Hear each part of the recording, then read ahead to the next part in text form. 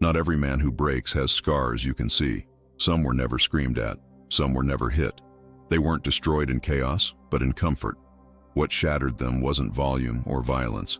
It was softness used with precision, smiles that silenced boundaries, questions that shaped guilt, a slow, quiet erosion that made them forget what strength ever felt like. They didn't see it as manipulation. They saw it as love, because it never raised its voice. And that's what made it so effective. Most men walk into emotional traps not because they're naive, but because they were trained to seek peace at any cost. Trained to measure a woman's kindness by how well she hides her power. Trained to see emotional control as compassion if it's done with a soft voice and a gentle touch. The greatest manipulation is never what's shouted in anger. It's what's whispered through affection. She says she wants you to open up, but the moment you do, she reshapes the rules.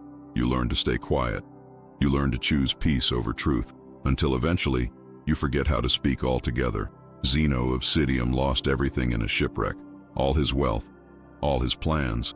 He found himself standing in a city he didn't know, surrounded by people who didn't care. But inside a small scroll of philosophy, he found something the storm couldn't take. Clarity, discipline, identity, and that became Stoicism. That's the story of many men. They don't wake up because of one moment of betrayal. They wake up after years of erosion. The betrayal wasn't one act, it was a tide. She didn't scream, she didn't hit. She simply shaped your emotions until you doubted your own. Marcus Aurelius warned us centuries ago, false appearances are the greatest threat to a man who hasn't anchored himself. Even beauty can be a weapon. Even tenderness can be used to destabilize. The Stoic man doesn't trust appearances, not because he's paranoid, but because he understands that peace is not always what it seems. It's not about becoming cold, it's about becoming clear. And clarity starts when you stop being seduced by surface softness. This isn't a war against women. This is a call to stop surrendering in places where you never realized you were fighting. No more quiet betrayals, no more smiling control. This is about seeing clearly, before the mask falls, before the silence becomes your own prison, before the peace you thought you had turns out to be just obedience. Your life isn't defined by how much you gave, but by what you stopped protecting. Your dignity, your voice, your boundaries. Don't fall for it, not because she's the enemy, but because you're not meant to be the casualty of your own blindness. You don't need to raise your voice. You don't need to fight. You only need to see. And once you do, you never unsee it again. It starts with something every man craves. Someone who cares. She notices your stress. She asks if you're sleeping. She offers to help with your schedule. You breathe out. You let your guard drop. It feels like support, but slowly, without knowing when it began, her concern starts to shape your choices. You stop doing things that used to matter. You hesitate before making simple decisions, not because she told you no, but because she wrapped her yes in so many questions that your confidence began to stutter. She doesn't punish you directly. She just makes you second-guess yourself enough to surrender your lead. For many men, the leash wasn't a fight. It was affection. It didn't come as criticism. It came as concern. You used to say no easily. Now you pause, afraid of the shift in her tone. You used to walk boldly.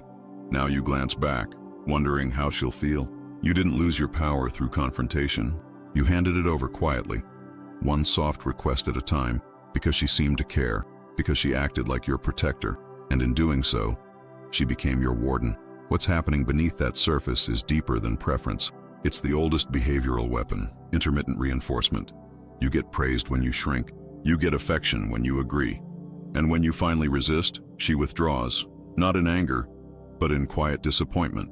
That silence cuts deeper than shouting ever could. It teaches you one thing: don't disrupt the peace. Don't question the help. And little by little, your autonomy becomes the price of harmony. Some women nurture a man best when he feels small, but when he stands up straighter, when he speaks with clarity, when he starts choosing his own direction, her concern turns to caution. Her softness becomes suspicion.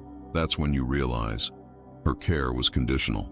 She didn't support your strength, or she supported your submission, and she did it with a smile. The Stoic doesn't blame.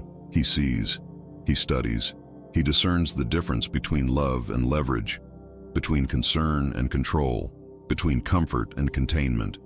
Care is beautiful when it frees you, but when it corners you, when it slowly reshapes your instincts, When it rewards your silence more than your truth, then it's no longer kindness. It's strategy, and the only way out is to return to your center. Quiet, grounded, watching, refusing to shrink in the name of peace. It doesn't sound like an insult. It sounds like advice, like someone trying to help you calm down. But the damage it does is precise. Your overreacting is not about your volume. It's about your value. It trains you to mistrust your own instincts, to apologize for clarity, to reconsider a truth that was never unclear. Over time, this phrase becomes a scalpel that slices through your emotional compass. Not all at once, but gently, repeatedly, until the man who once knew what he felt becomes the man who doubts everything. At first, you defend yourself.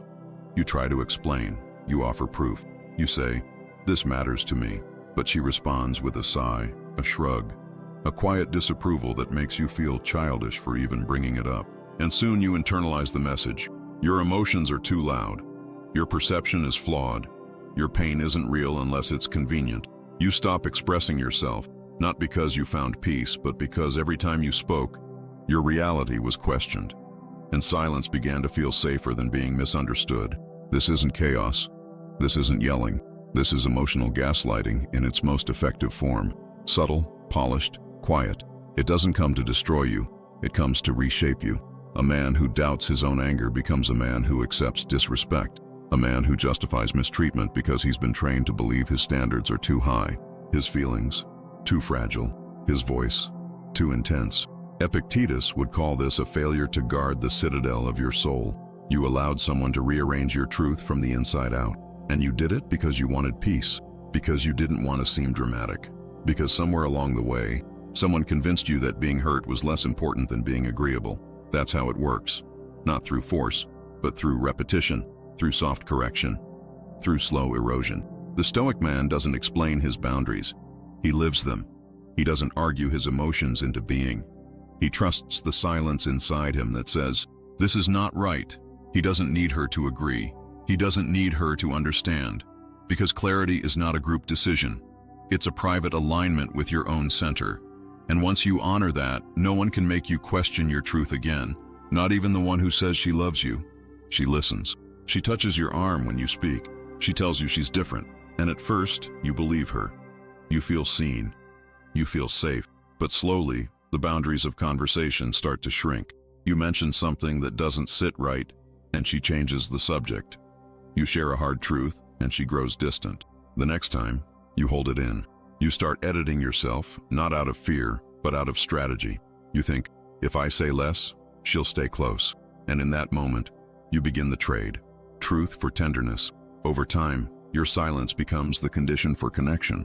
As long as you avoid the topics that stir discomfort, the affection remains.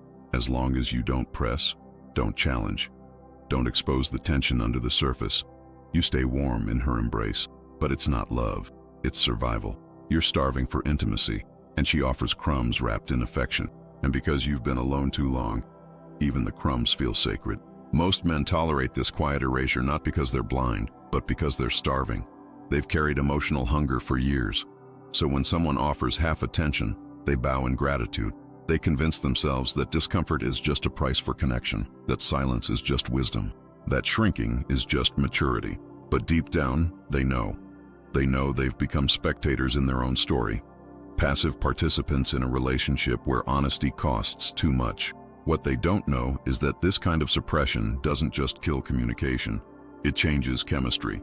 Studies show that suppressing emotional truth increases cortisol, reduces testosterone, and deteriorates your ability to lead, decide, and protect. You think you're maintaining peace, but your body feels the betrayal. You're living in self-denial, and your biology calls it weakness. The Stoic man doesn't seek comfort. He seeks clarity. He doesn't fear discomfort. He welcomes it, because discomfort is the signal that something real is happening. Something sacred, something worth paying attention to. Masculinity isn't about stoic silence in the face of dishonesty. It's about calm truth, even when it costs you connection. Because if you have to trade your truth to be touched, you're not being loved. You're being tamed, and the man who forgets that eventually forgets himself. You were taught to protect the fragile, taught that when a woman cries, something sacred is happening, that her softness is your signal to soften too. And for the man raised on emotional duty, This feels like instinct. But not all tears are truth. Not all breakdowns are born from pain. Some are precision, some are diversion. Some collapse under the weight of accountability, not because it's too heavy, but because it's too revealing. She breaks down at the exact moment you start to hold a boundary, when you finally say no, when you speak a hard truth. Her face changes, her body weakens, and suddenly the conversation is no longer about the issue. It's about her reaction. You become the comforter instead of the confronter. You become the guilty one, the one who pushed too hard. And like that, the moment that required strength turns into a performance of need. Not yours, hers. This isn't cold. This isn't calculated rage. This is fragility used as a strategy. Because in her tears, she knows your script. She knows you were raised to soothe. She knows you won't keep your ground when she starts to unravel. And the more often this happens, the more you become conditioned to stay quiet, to step back, to avoid the truth that keeps triggering her collapse. But the Stoic man must learn a different law. Compassion is not the same as surrender. Softness in her doesn't demand silence in you. Just because she's crying doesn't mean you were cruel. Just because she's fragile doesn't mean you were wrong. Emotional clarity isn't cold. It's calm. It stands in the storm and sees through the performance. It holds space, but it doesn't lose shape. To be masculine in the presence of weaponized fragility is not to retaliate, not to dominate, but to remain. Solid, unshaken, present. You don't abandon her, but you also don't abandon yourself. You don't mistake her pain for your guilt, and you don't apologize for being clear. Silent masculine leadership isn't about who comforts best. It's about who remains grounded when the mirror you hold up becomes too much for them to bear. That's not cold, that's clarity. And clarity is love that doesn't lie. She didn't need to raise her voice. She only needed to remind you of that time you failed, that tone you used, that decision you made when you were under pressure. She frames it like a memory, like a gentle lesson. But what she's really doing is attaching weight to your every step. So you walk softer, you question more, you bend, not because you're wrong, but because you don't want to be reminded again. Guilt, when earned and resolved, makes a man stronger. But guilt that's nurtured, repeated, weaponized, it makes a man obedient. It turns him into someone who moves carefully around the people who should have been safe. And when that guilt becomes routine, it becomes power. She doesn't need to control you directly. She just needs to keep you apologizing. Apologizing for being tired, for saying no, for protecting your own space. And you give in, not because you're weak, but because the shame feels familiar. It feels like responsibility. Some guilt is inherited, from your past, from your parents, from old failures you still carry in silence. She sees it, she studies it, and she uses it, not to heal you, but to hold you in place. That's not love, that's leverage. And leverage wears a smile. It says, I'm just being honest, while slowly dissolving your sense of self-worth. Zeno would call this an unexamined philosophy, a system of belief you didn't choose, but you live by it anyway. You believe that making her comfortable is your duty, that your emotions should be filtered through her reactions, that your growth should be postponed until she feels safe again. But none of that is true. It's just what you've been taught, trained, conditioned to feel. So ask yourself, what are you apologizing for that already cost you your identity? What softness are you buying with your own silence? What guilt are you carrying that has nothing to do with who you are now? The Stoic doesn't reject his past. He studies it. He owns it, but he never lets it be used against him. He lives in alignment with his values, not his shame. And when someone keeps bringing up who he used to be to stop him from becoming who he is now, he knows. That's not guidance. That's imprisonment. And no man finds his center in chains. He finds it in truth, quiet, clean, unburdened truth. And from there, he walks without permission. She agrees with everything. She laughs at your jokes. She nods when you talk about your values. She never argues, never complains. At first, it feels like harmony, like you finally found someone who gets it. You let your guard down. You start to believe in ease. But what you don't see is what she's not saying, what she's storing, what she's swallowing. Passivity isn't always peace. Sometimes it's pressure, and the longer it stays quiet, the louder it eventually explodes. When it happens, it's not subtle, not. One day, the smallest disagreement becomes a storm. All the smiles vanish. Everything you thought was okay becomes a list of resentments you never saw coming. She tells you what she tolerated, what she held back, how she adjusted for your comfort, and now, it's your fault. All of it.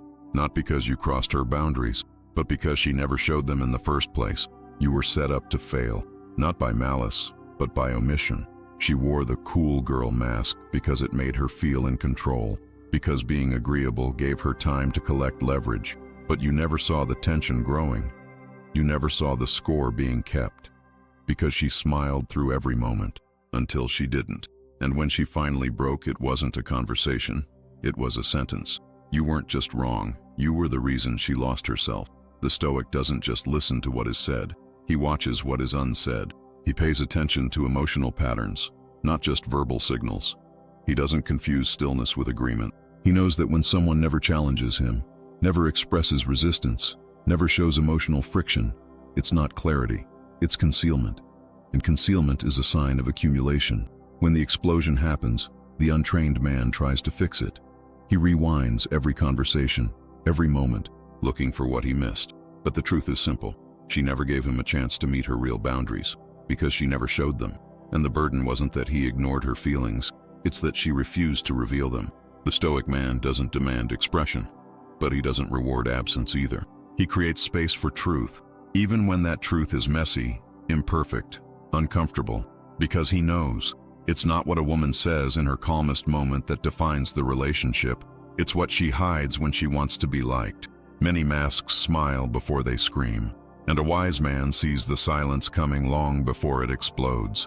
You thought her presence meant everything was okay, that if she stayed, it meant she valued you, that love was in the continuation. But staying is not the same as respecting. People stay for comfort, for familiarity, for control. They stay because change is inconvenient, because the silence is familiar, because pretending is easier than confronting. Presence in itself is not proof of anything. Some men confuse endurance with honor. They think, if she hasn't left, it means I'm still enough. But they miss the deeper truth. She may be staying because you keep giving, because your discomfort feeds her peace, because your guilt keeps the machine running. And instead of seeing the cracks, you celebrate the routine. You tell yourself, we're still together. But together isn't always united. Sometimes it's just unspoken survival. Respect doesn't live in routine. It lives in recognition, in how she listens when you speak, in how she holds space for your standards, not just her needs, in how she adjusts, not to control, but to align. If every adaptation flows in one direction, if you're the only one shifting, softening, bending, then her staying isn't connection. It's convenience.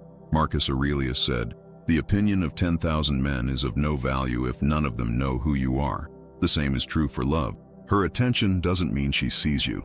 Her company doesn't mean she honors you. She may know your habits, your schedule, your patterns, but does she know your soul? Does she sit with your truth, or just what you do for her comfort? The Stoic man detaches from appearances. He doesn't beg for proof. He doesn't chase validation through proximity. He studies reality. He asks the hard questions, not to accuse but to clarify. He doesn't confuse being needed with being valued, and he never accepts presence as a substitute for partnership. Ask yourself in the stillness, does she stay because of who you are or because of what you provide? That answer won't shout, it will whisper. And when you hear it, don't flinch, just breathe, because seeing clearly is the first act of freedom. And freedom begins when you stop mistaking closeness for care. Zeno lost everything in a shipwreck, but in that moment of devastation, he found something unshakable: philosophy. Not as an idea, but as survival, as a way to stay whole when the world splits you open. That's what many men don't realize until it's almost too late. They think emotional manipulation looks like war, but it's often quiet, subtle, a tide, not a storm. And by the time they wake up, they've already lost their voice, their weight, their center. Chrysippus taught that logic, true, grounded logic, is protection, not just from chaos, but from seduction. Not just romantic seduction, but philosophical. The slow drift into ideas that don't serve you. The belief that to love is to bend, that to lead is to please, that to stay silent is to keep peace. Emotional self-defense isn't armor you wear. It's perception you cultivate. It's knowing the difference between love and leverage, between care and control, between connection and containment. Picture him now, the man who's finally still, not because he won, not because she apologized, not because the story resolved, but because he refused to perform inside it anymore. He doesn't need to be right. He doesn't need to be heard. He just needs to see. And once he does, everything changes. Without argument, without noise. This is not about blame. It never was. This is about ending the slow death of identity through unexamined tolerance. The kind that makes a man trade his instincts for peace. The kind that makes him bow to keep someone who never saw him standing. So let that go. Let her stories go. Let the illusion go. You don't need to fight to be free. You don't need revenge. You only need to return to the man you were before the soft manipulation, the careful conditioning, the erosion that made you forget. Freedom is not loud. It's the silence after you stop explaining, the breath after you stop apologizing, the stillness of knowing. This ends with you, not because you walked out in rage, but because you finally remembered your worth in quiet. And when a man does that, no one controls him again.